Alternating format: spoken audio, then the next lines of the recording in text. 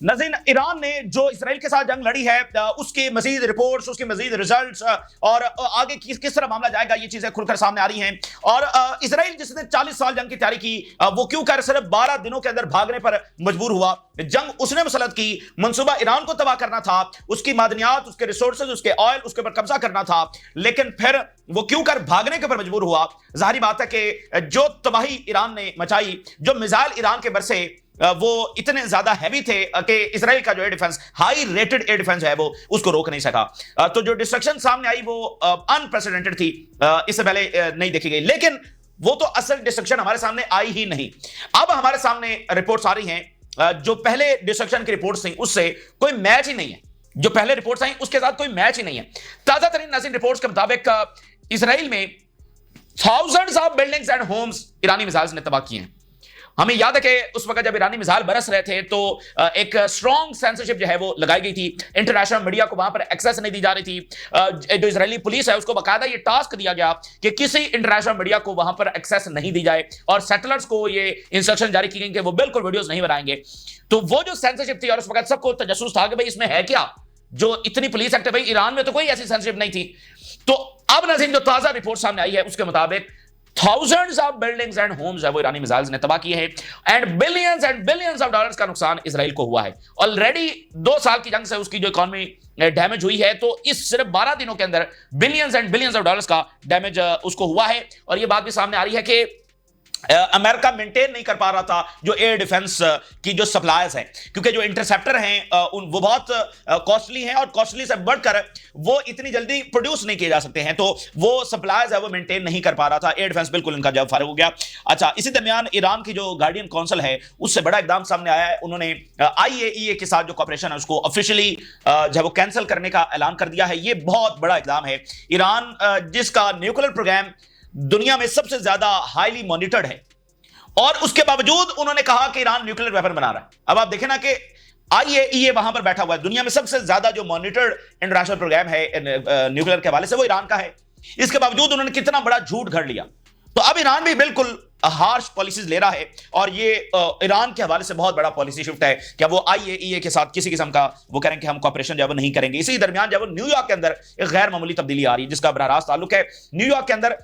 जब से इजराइल कायम हुआ for the very first time New York के अंदर एक मुस्लिम मेयर जो है वो इलेक्ट होने की तरफ जा रहा है, और वो जो मेयर हैं वो बहुत ज्यादा इजराइल के ऊपर क्रिटिसिज्म कर रहे हैं, इजराइल की असलियत अमेरिकन के सामने खोलकर रख रहे हैं। और उन्होंने ये तक कहा है कि अगर नेतन्याहू अगर यहां पर आया तो उसको मैं अरेस्ट करूंगा।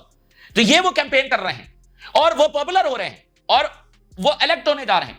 इसका बहुत बड़ा ताल्लुक है वेस्टर्न पॉलिसी मेकर्स के बदलते रवैयों में, यानी ये चीज बहुत ज्यादा असरअंदाज होने जा रही है। इसको हम तफसीली डिस्कस करेंगे। For the very first time in history Israel बनने के बाद पहला मुस्लिम मेयर जो है वो न्यूयॉर्क के अंदर मुंतखब होने जा रहा है।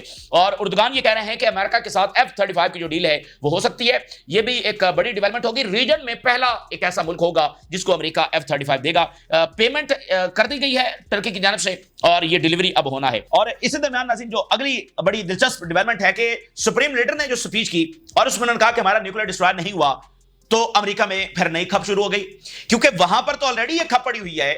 ट्रंप कह रहा है डिस्ट्रॉय हो गया, और जो अमेरिकन मीडिया वो कह रहा है डिस्ट्रॉय नहीं हुआ। और वो इतनी खप है वहां पर, पूरी ट्रंप इंतजामिया लगी हुई है कि नहीं डिस्ट्रॉय हो गया। मीडिया कह रहा है नहीं हुआ, ट्रंप कह रहा है CNN को इसके जो रिपोर्टर्स हैं इसको फारिग करो। फिर उसने काफी बुरा भला भी कहा अमेरिकन मीडिया को, ठीक है ना, और काफी गालियां वालियां भी दी, यानी प्रॉपर एक खप पड़ी हुई है।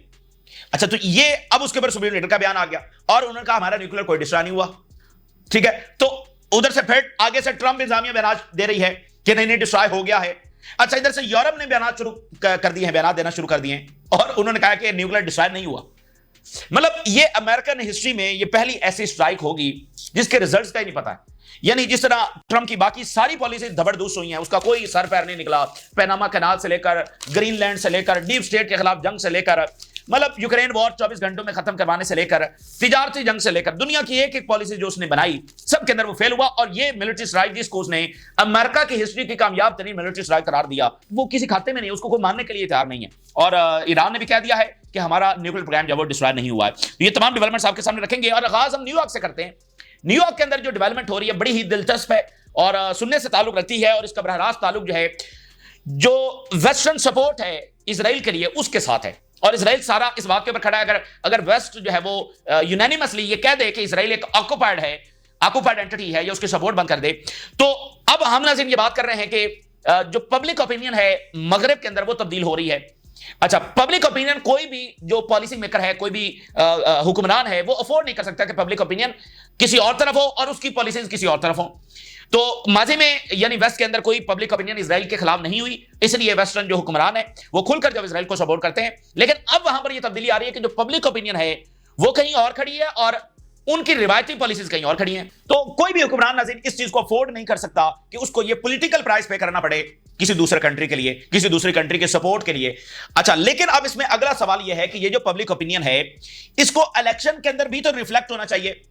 यानी वो उसको असल डर तो तब होगा ना कि भाई जब वो इलेक्शन में जाएगा तो हारेगा। एक है वैसे पब्लिक ओपिनियन है, मुजाहरे हो रहे हैं, तो असल जो चीज है वो तो ये होती है ना कि भाई इलेक्शन होंगे तो इलेक्शन में इसी पब्लिक ओपिनियन जो है वो वोटर का जो बिहेवियर है उसके ऊपर असरअंदाज होगी और मेरे खिलाफ वोट पड़ेगा। ये पॉलिटिकल प्राइस है। तो इस पब्लिक ओपिनियन को अब अगले मरहले के अंदर किसी इलेक्शन के अंदर असरअंदाज होना था और इसके बाद सबको पता लग जाता कि भाई यहां पर खतरा है। तो उसका सबसे बड़ा मुजाहरा जो है वो न्यूयॉर्क में हो रहा है। इससे पहले जो बर्तानिया के इलेक्शन हुए उसमें जो लीडरशिप सपोर्ट कर रही थी इजराइल को वो फारिग हुई, उसके स्टैट्स भी इनके सामने हैं, जर्मनी में भी स्टैट्स इनके सामने हैं। लेकिन सबसे जो बड़ा मुजाहरा है वो इस वक्त न्यूयॉर्क के अंदर हो रहा है, ठीक है ना। न्यूयॉर्क के अंदर जो मेयर हैं वो एक तो पहली बार मुस्लिम मेयर मुंतखब होने जा रहे हैं और वो इस वक्त तेजी के साथ पॉपुलर हो रहे हैं इजराइल की मुखालफत की वजह से। यानी वो इजराइल की मुखालफत की वजह से तेजी के साथ वहां पर पॉपुलर हो रहे हैं और इस वक्त उनके जीतने के चांसेस सबसे ज्यादा हैं। वो बिल्कुल जीतने के जो है वो करीब पहुंच गए हैं। अच्छा, अब न्यूयॉर्क की अहमियत क्या है? यानी दुनिया में किसी भी कोने में ये होना, वेस्ट के किसी भी कैपिटल, किसी भी सिटी, किसी भी कंट्री के अंदर ये वाकया होना, यानी पब्लिक ओपिनियन का इलेक्शन के अंदर असरअंदाज होना, रिफ्लेक्ट होना, तो किसी भी कंपैरिजन में न्यूयॉर्क की सबसे ज्यादा अहमियत है। उसकी वजह नाज़रीन यह है कि न्यूयॉर्क तो इनका मरकज है, यानी एक मरकज तो इनका इजराइल है ना, लेकिन उससे हटकर इनका जो असल मरकज है वो न्यूयॉर्क है। और समझ लें कि इनका हेडक्वार्टर है, इनके बड़े बड़े बिलियनर्स वहां पर बैठे हुए हैं, इनके सारे बड़े ब्रेन्स वहां पर बैठे हुए हैं और मतलब इनका बाकायदा जो है ये मरकज है, ठीक है ना। इजराइल कायम होने से पहले मतलब इनका जो मरकज था वो उस वक्त भी न्यूयॉर्क हुआ करता था। और फिर न्यूयॉर्क जो है वो एक फाइनेंशियल हब भी है। यानी इसकी न्यूयॉर्क की दूसरी बड़ी अहमियत यह है कि ये फाइनेंशियल हब है, पूरी दुनिया के लिए है और अमेरिका के लिए तो डेफिनेटली है। और इसकी जो जीडीपी है वो तमाम अमेरिकी रियासतों में सबसे ज्यादा जीडीपी न्यूयॉर्क की है। $2.2 ट्रिलियन न्यूयॉर्क की जीडीपी। और वॉल स्ट्रीट के बारे में आपने सुना है, वॉल स्ट्रीट जो है वो भी तो न्यूयॉर्क के अंदर है। और बड़ी दिलचस्प बात यह है कि ट्रंप साहब जो हैं इस वक्त के अमेरिकी सदर, वो भी न्यूयॉर्क के अंदर पैदा हुए हैं। तो न्यूयॉर्क के अंदर ये तब्दीली आना कि वहां पर वो बंदा जो इजराइल को क्रिटिसाइज कर रहा है उसका मुंतखब होने की तरफ बढ़ना, तो ये उसका ज्यादा पॉपुलर हो जाना इस बात पर कि वो इजराइल को क्रिटिसाइज कर रहा है, ये सबसे बड़ा लिटमस टेस्ट वेस्टर्न पॉलिटिशियंस के लिए सामने आया है कि अब जो कोई इजराइल को सपोर्ट करेगा वो खतरे में होगा। क्योंकि बाकी जो वहां पर कैंडिडेट है वो सारे इजराइल को सपोर्ट कर रहे हैं, यानी जो मेन कैंडिडेट है वो भी इजराइल को सपोर्ट कर रहा है। और न्यूयॉर्क के मेयर के बारे में तो ये बाकायदा तौर पर कहा जाता है कि अगर उसने मेयर मुंतखब होना है तो पहले उसको इजराइल का विजिट करना पड़ेगा। ये न्यूयॉर्क की तारीख है कि अगर वहां का मेयर बनना है तो फिर तो खास तौर पर आपको इजराइल जाना पड़ेगा। और एक ऐसा मेयर आ रहा है जो इजराइल के ऊपर तनकीद कर रहा है और ये कह रहा है कि मैं तो गिरफ्तार करूंगा नेतन्याहू को। तो ये सबसे बड़ा लिटमस टेस्ट जो है वो सामने आया है और इसने हिला कर रख दिया है अमेरिकन पॉलिटिकल एलीट को और वेस्टर्न पॉलिटिकल एलीट को कि इस तरह से पब्लिक ओपिनियन जो है वो तब्दील हो रही है। Zohran Mamdani, primary win in New York city sends waves through the US, मतलब एक शॉक वेव जो है वो उसने पॉलिटिकल एलीट के दरमियान दौड़ गई है। इनका प्राइमरी विन हो गया और ये बहुत करीब है इलेक्शन जीतने के। A major political shift. He pushes a progressive agenda and eyes becoming the New York's first Muslim mayor. और वो कह रहे हैं कि ममदानी ने has shocked the United States political elite और उसका जो मोमेंटम है वो बढ़ता चला जा रहा है और वो मैचलेस है। और इनको सबसे ज्यादा पॉपुलैरिटी इसलिए मिल रही है फॉर हिज स्ट्रॉन्ग क्रिटिसिज्म, शदीद तरीन ये तनकीद कर रहे हैं of the Israeli occupation and his push for economic justice reforms. Israeli occupation के ऊपर सबसे ज्यादा तनकीद ये कर रहे हैं और मीडिया पर बैठकर उन्होंने खुलकर कहा, उनसे पूछा गया कि आप इजराइल जाएंगे, उन्होंने कहा कि यहां पर नेतन्याहू आएगा तो मैं उसको गिरफ्तार करूंगा, आप मुझे इजराइल जाने की बात कर रहे हैं, मैं अमेरिकन हूं और अमेरिकन के बारे में बात करूंगा, मेरा क्या लेना देना, मैं क्यों इजराइल जाऊंगा। तो ये अब इसमें इंपॉर्टेंट बात एक और क्या है, देखिए ट्रंप इसी सेंटिमेंट के ऊपर तो जीत कर आया है। तो अगर ट्रंप इसी अमेरिका फर्स्ट पॉलिसी को परसू नहीं करेगा तो फिर वो भी मतलब उसकी पॉपुलैरिटी भी गई, यानी वो अमेरिका फर्स्ट वाली फिर पॉलिसी जो है वो कोई और परसू करेगा। यानी अवाम अब उस बात से हटने वाले नहीं है। और ममदानी का जो रैपिड पॉलिटिकल राइज है sent shock wave through the establishment of the world financial capital. देखें, दुनिया का सबसे बड़ा फाइनेंशियल ये कैपिटल है, और उसने बहुत सारी जो पॉलिसीज मुतारिफ करवाई हैं, उससे वहां के जो मिलियनर्स हैं वो भी हिले हुए हैं। इन्होंने कहा है कि जो मिलियनर्स हैं उनके ऊपर वेल्थ टैक्स लगाया जाएगा, जो कि सोशल प्रोग्राम्स के अंदर उस टैक्स को जो है इस्तेमाल किया जाएगा। मिसाल के तौर पे फ्री ट्रांसपोर्ट है, पब्लिक ट्रांसपोर्ट है, उसमें उस टैक्स को इस्तेमाल किया जाएगा जो बड़े बड़े दौलतमंदों के ऊपर लगाया जाएगा। और यूनिवर्सल चाइल्ड केयर सब्सिडीज जो है वो दी जाएंगी, और government imposed rent stabilisation measures ये सारे लिए जाएंगे, तो उनको बहुत पॉपुलैरिटी मिल रही है। अब आप जरा देखिए, इसको वो ग्लोबल शिफ्ट कह रहे हैं, यानी ये बिला वजह हम आपके सामने ये रिपोर्ट नहीं रख रहे हैं, इसको वो ग्लोबल शिफ्ट भी कह रहे हैं। और Mamdani win reflects a global shift. और साथ उन्होंने लिखा है कि अमेरिकन बाकी शहरों के अंदर, बाकी रियासतों में जहां पर ये इलेक्शंस हो रहे हैं, बाकी शहरों में, वहां पर ये पैटर्न देखा जा रहा है कि इस तरह के जो लीडर्स हैं वो इमर्ज कर रहे हैं। और follow the pattern seen with the progressive leaders in Boston, Chicago. ये कितने बड़े, यानी बॉस्टन और शिकागो, क्या कितनी बड़ी उनकी अहमियत है। तो वहां पर भी इसी पैटर्न के तहत जो लीडर्स हैं वो इमर्ज कर रहे हैं। This is huge. और इसके साथ वो कह रहे हैं कि ग्लोबल ट्रेंड जो है वो देखा जा रहा है, और उसमें जो ट्रेडिशनल पॉलिटिक्स है वेस्टर्न कंट्रीज के अंदर, उसको वोटर जो है वो रिजेक्ट कर रहे हैं। यानी मैंने आपको बताया कि पब्लिक ओपिनियन से अब असल अगला इम्तिहान यह था कि ये इलेक्शन में रिफ्लेक्ट हो। इलेक्शन में रिफ्लेक्ट होगी तो लीडर्स डरेंगे और अपनी पॉलिसी को बदलेंगे। तो वो कह रहे हैं कि ये पूरे वेस्टर्न वर्ल्ड के अंदर ये ट्रेंड जो है वो देखा जा रहा है कि जो ट्रेडिशनल रिवायती पॉलिटिक्स है, अच्छा जी इसराइल है, अच्छा जी वो हमारा इत्तेहादी है, अच्छा ये पॉलिसी, उसको वो रिजेक्ट कर रहे हैं। और इम्ब्रेसिंग एंटी इस्टेब्लिशमेंट फिगर्स, वो लोग जो उस रिवायत को तोड़ रहे हैं, उनको जो है मकबूलियत मिल रही है। और सबसे ज्यादा वो कह रहे हैं कि हमने रोमानिया के अंदर देखा, रोमानिया में जो इलेक्शन हुआ है उसको कलअदम करार दे दिया गया है। उसमें वो शख्सियत आए जो बिल्कुल यूरोपीय यूनियन उसको जो है ना तवक्को नहीं कर रही थी, pro Russia, anti Ukraine war, anti NATO, वो शख्सियत वहां पर आई और इन्होंने वो इलेक्शन जो है कलअदम करार दिया हुआ है। तो ये तब्दीली वहां भी देखने को मिल रही है। New York is on the verge of electing its first Muslim mayor and the youngest leader over hundreds of years। इतना यंग लीडर पहली बार सैकड़ों सालों के अंदर। Placing the city at the centre of a battle, यानी अब एक बकायदा ये सिटी जो है वो बैटल बनने जा रहा है, एक मैदान बनने जा रहा है। Over its future direction and control of influential global hub. कहते हैं न्यूयॉर्क है वो ग्लोबल हब है फाइनेंस की, तो वहां पर मेयर बैठा है, तो ये कोई मामूली बात तो नहीं है। और यूनाइटेड नेशन का जो जारी बात है हेडक्वार्टर है वो भी न्यूयॉर्क के अंदर है। अच्छा, अब इसमें और दिलचस्प बात क्या है, यानी आप कहेंगे कि शायद को न्यूयॉर्क की जो आबादी है वो मुसलमान हो गई है, तो वहां पर ये तब्दीली आ रही है। इतनी दिलचस्प बात है, मुसलमानों की आबादी तो ओनली 1.6% है न्यूयॉर्क के अंदर। तो इट्स मीन कि ये सारे क्रिश्चियंस हैं जो वोट कर रहे हैं, ठीक है ना, 1.6। और अगली दिलचस्प बात जो इससे ज्यादा दिलचस्प है, इजरायलियों के मजहब के जो सबसे ज्यादा पॉपुलेशन अमेरिका के अंदर रहती है, वो आपको पता है किस शहर के अंदर, किस स्टेट के अंदर रहती है? न्यूयॉर्क के अंदर 7% उनकी आबादी है। यानी किसी भी अमेरिकन स्टेट में सबसे ज्यादा इनकी जो पॉपुलेशन है, परसेंटेज है, वो न्यूयॉर्क के अंदर है। इसलिए मैंने कहा कि ये मरकज है, सबसे ज्यादा न्यूयॉर्क इनका मरकज है। तो वहां पर तो मैंने कहा कि वहां पर रिवायत यह है कि जिसको मेयर बनना है सबसे पहले वो इजराइल जाएगा। तो ये इतनी बड़ी तब्दीली आना, यानी सबसे बड़ा जो आखिरी चीज हो सकती थी वो तो न्यूयॉर्क हो सकता था कि यहां पर इस अदा की तब्दीली आई, और वो वहां पर तब्दीली आ रही है। तो इसका ताल्लुक बहुत ज्यादा है। और वेस्टर्न जो लीडर्स हैं उनको बहरहाल ये बात अब वो देख रहे हैं, शॉक वेव्स उन्होंने लफ्ज इस्तेमाल किए हैं। ब्लूमबर्ग की रिपोर्ट है, शॉक वेव्स गई हैं कि अच्छा इतनी बड़ी तब्दीली और न्यूयॉर्क के अंदर। अच्छा, अब अगली बात यह है कि नुकसान बहुत ज्यादा हो रहा है, इजराइल का हुआ है और उसकी रिपोर्ट्स आ रही हैं। इसलिए पता चला है कि इजराइल कैसे दुम दबाकर भागा और उसको जिल्लत में जहां पर शिकस्त हुई है। ताजा जो रिपोर्ट सामने आई है, जरा आप अंदाजा कर लें। अनबिलीवेबल रिपोर्ट है कि 11,000 होम्स डैमेज हुए हैं ईरानी मिसाइल्स के अंदर। 11,000 होम्स डिस्ट्रॉय हुए हैं and 30,000 buildings and homes damage हुए। 11,000 मुकम्मल तबाह हो गए हैं एंड 30,000 बिल्डिंग्स एंड होम्स है वो डैमेज हुए हैं। आप मुझे बताइए, ये तो नंबर्स हैं ही नहीं, ये तो बात सैकड़ों में थी और सैकड़ों से ये 11,000 डिस्ट्रॉय हो गया और 30,000 जो वो डैमेज है। ये और डैमेज से मुराद ये है कि वो कोलैप्स होने के करीब हैं, किसी को वो खुद कोलैप्स कर रहे हैं। तो ये तो बहुत ह्यूज है। और जो इब्तदाई कॉस्ट बताई गई थी नाज़रीन, वो $1.3 बिलियन थी कि इतना इंफ्रास्ट्रक्चर का नुकसान हुआ है। और आज अचानक से आपको पता है ये प्राइस किधर चली गई है? आज ताजा रिपोर्ट में बता रहे हैं कि इंफ्रास्ट्रक्चर का जो लॉस है वो $12 बिलियन है। $1.3 बिलियन से $12 बिलियन तक चला गया। और ये भी एग्जैक्ट रिपोर्ट नहीं है, इससे भी ज्यादा बड़ा नुकसान हो सकता है। ये $50 बिलियन भी हो सकता है, ये $30 बिलियन भी हो सकता है, यानी इसका 2 गुना या 3 गुना भी हो सकता है।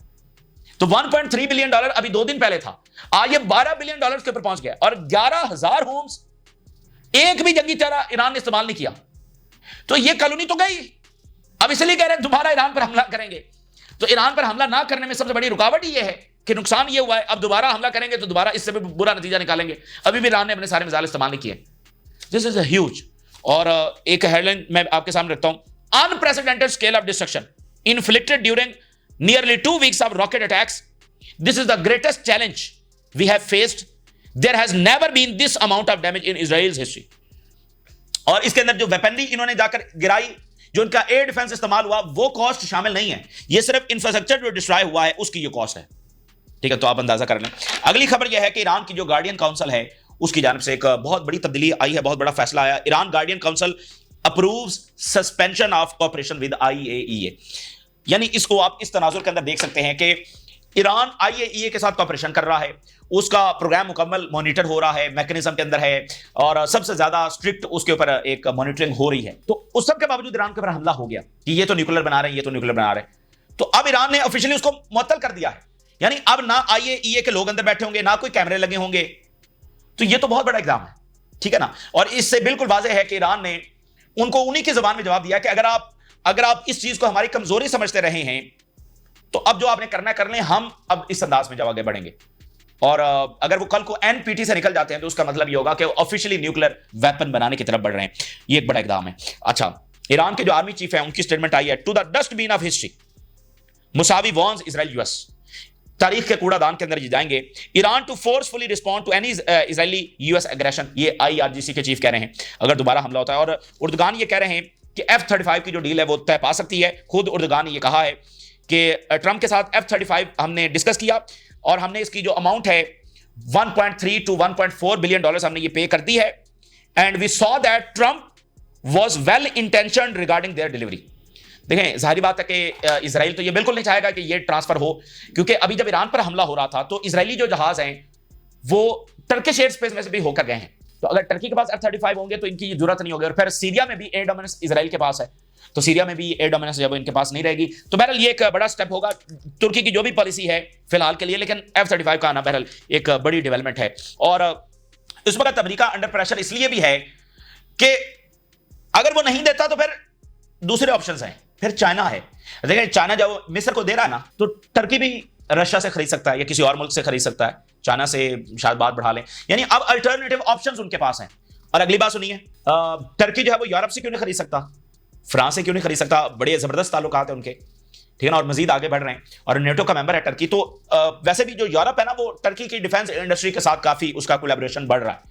तो इसलिए अब अमेरिका इस हवाले से जरूर प्रेशर में है कि अगर हम इन मुल्कों को बिल्कुल ही इग्नोर कर देते हैं और एक ऐसी सूरत हाल बन गई है कि जिसमें इजराइल शिकस्त भी खा चुका है, तो फिर ये मुल्क तो बिल्कुल हमारे हाथ से जाएंगे। तो ये एक डिबेट है जो वहां पर जारी है। और जो सुप्रीम लीडर ने स्पीच की नाज़रीन कि हमारा कोई वहां पर न्यूक्लियर मुकम्मल तौर पर डिस्ट्रॉय नहीं हुआ और हमने मटेरियल वहां से निकाल लिया, अब वो मैंने आपको बताया कि वहां पर पूरा एक नया दोबारा सिलसिला अमेरिका में शुरू हो गया है। अब उसके बाद Trump, secretary of state, secretary of defence, Tulsi Gabbard, सबके बयान आ रहे हैं, नहीं नहीं ये ईरान तो ऐसी बात कर रहा है, इसमें कोई सदाकत नहीं है, हमने तबाह कर दिया है। अब ट्रंप की स्टेटमेंट देखिए, no material were transfer from Iran further nuclear facility before our attack on it. कोई मटेरियल इन्होंने वहां से नहीं निकाला। ईरान कह रहे हैं ना हमने निकाल लिया, अमेरिकी मीडिया भी कह रहे हैं निकाल लिया, ट्रंप कह रहे नहीं इन्होंने कोई नहीं निकाला। अच्छा, इधर से ट्रंप का बयान आया, ऊपर से यूरोप का बयान आ गया। The European countries believe Iran transferred uranium from फर्दो before American strike. वो यूरोपियन कह रहे हैं, फाइनेंशियल टाइम रिपोर्ट कर रहा है, यूरोपियन ये कह रहे हैं कि ईरान ने निकाल लिया material. Initial intelligence assessment indicate that Tehran retains most of its stock pile of highly enriched uranium. European कह रहे हैं कि नहीं इनके पास यूरेनियम है, ट्रंप कह रहा है नहीं इनके पास नहीं है, अमेरिकन मीडिया कह रहा है हां इनके पास है। तो इतने मतलब वो ट्रंप बिल्कुल जैसे उसकी बाकी पॉलिसी जबरदस्त हो गई, उसका कोई नतीजा नहीं निकला। तो यहां पर भी बस वो एक अजीब सा मामला है जिसको वो सबसे बड़ी कामयाबी कह रहा था, उसको कोई मतलब वो क्या है और क्या नहीं है। लेकिन ईरान कह रहा है कि उसके पास ये यूरेनियम भी है और उसकी मुकम्मल डिस्ट्रक्शन नहीं हुई है। तो बहरहाल ये इस वक्त की ताज़ा तरीन सूरत हाल है जो आपके साथ शेयर किया। आपने राज लगा करें, इजाज़त दीजिए, अल्लाह हाफिज़।